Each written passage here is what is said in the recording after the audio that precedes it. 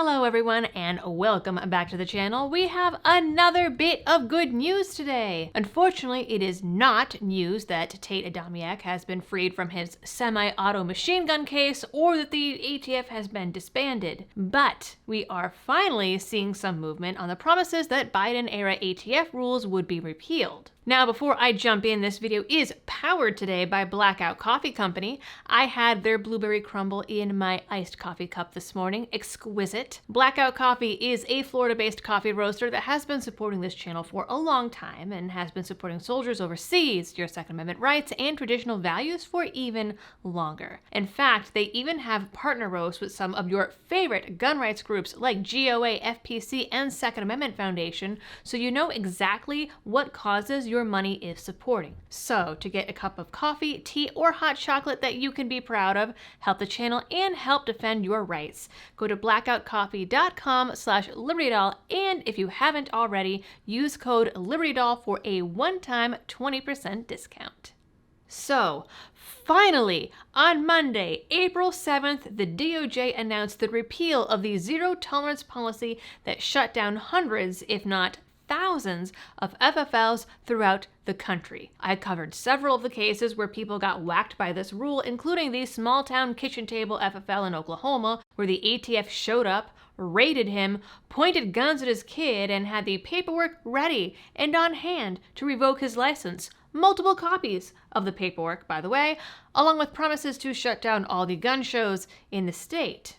And that was just one example. In its first year alone, the rule that was supposed to be only for rogue gun dealers, ironically, like the ATF itself, shut down 273 FFLs over simple clerical errors on paperwork, errors that the ATF used to give people the opportunity to fix.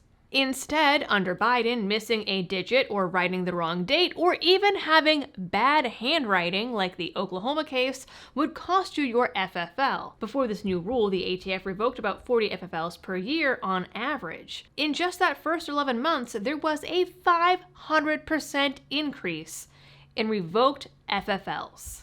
Biden's rule removed the Industry Operation Inspectors, or IOI's, ability to use discretion to determine if an error was willful or a simple mistake. Biden and his DOJ had claimed that this was a major source of gun trafficking, again, ironic considering Fast and Furious, despite a DOJ report saying that only 1.6% of trafficked firearms went through FFLs. Covered that one on the channel too.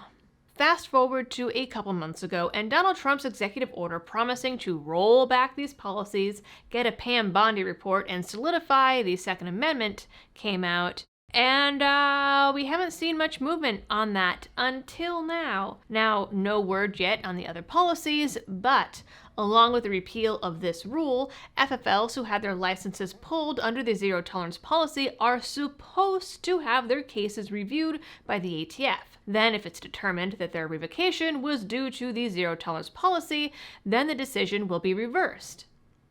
Allegedly. Now, of course, we don't know how they're going to determine this and how accurate it's going to be. I am forever skeptical of government regulating itself, but it is possible that hundreds of former FFLs could be getting their licenses back and have their businesses restored, if they want it. It's likely that not many of them will be able to reopen even with their FFLs given back, but it is still a welcome change and a good path for the future. Now, I am very curious to see how this links up with rumors that Jared from Guns and Gadgets reported about a bunch of ATF IOIs also getting the axe. I am not cool enough to have an ATF inside source, so I cannot report on that rumor myself, but supposedly a bunch of the ATF folks that Patel is allegedly moving or cutting are IOI. So you can check out Jared's recent video for his details on that. It's very intriguing. Anyways, that is it for this one, guys. Short and sweet, some little bit of good news. You know the drill. For all of the algo things, please do them. And as always, thanks for tuning in. Stay safe out there and happy shooting.